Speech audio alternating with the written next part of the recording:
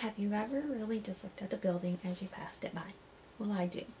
My husband's a journeyman carpenter, a true craftsman of the trade, and he taught me how to appreciate what goes into building a building, the skill and the craftsmanship. I was able to go to England several times over the last couple of years and see some fine display of British architecture and their craftsmanship. You can break it down into basically three categories: ancient, traditional, and classical. And the first example of that I'd like to show you is the Letterford Hotel. This hotel has been around since the 1880s. It's been owned by the Thiem family, and it sits on the edge of the Loch Ness Lake, which is in Scotland.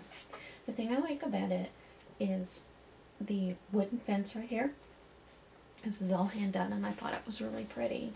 The hotel is really sweet, but I thought that was really pretty. The next one, it's just an old house I saw on the road when we were going there.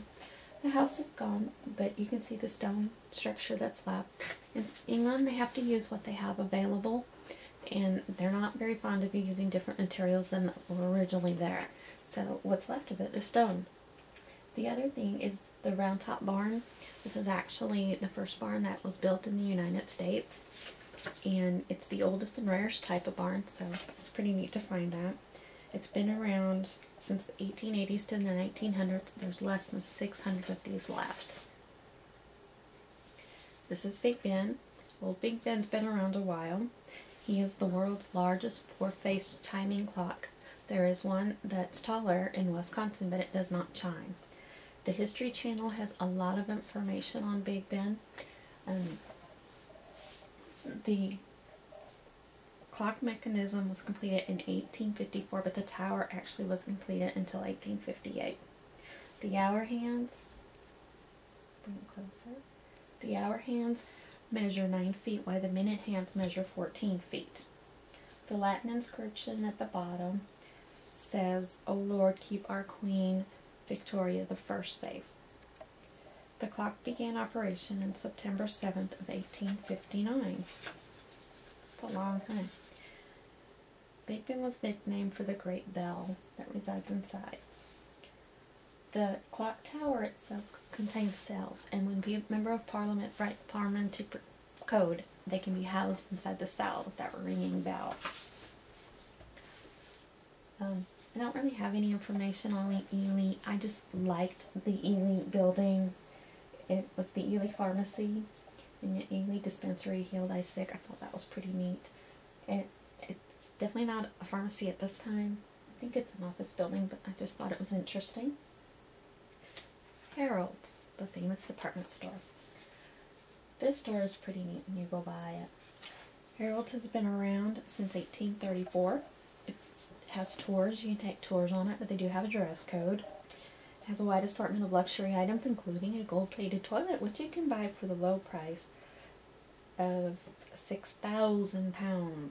It employs 5,000 people.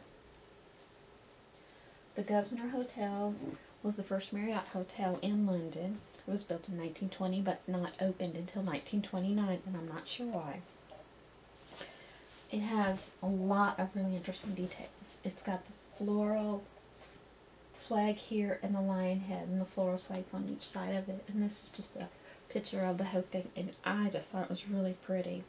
You can take a tour on the double-decker buses, which they have right here, and they all tell you a lot of information about London, which is how I learned a lot of my book stuff. Victoria Station is the second busiest station in London, Waterloo being the first. This station has a lot of really pretty details with the horses and such like that. It opened in 1868, so it has been around for a long time. The Roman baths are in Bath, England. They are really old. They were started in 75 AD. There's a website you can go to on there that actually tells you a bunch about it as well, and it's the Roman baths. It's a sacred site in England.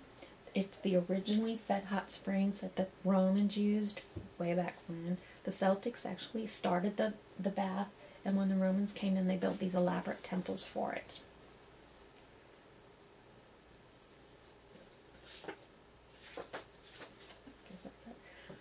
So if you ever get a chance to just stop, look at the buildings, see what there is to see, you'll see a lot of really neat things. People spend a lot of time designing these buildings, and putting their heart and soul into the designs and efforts of it.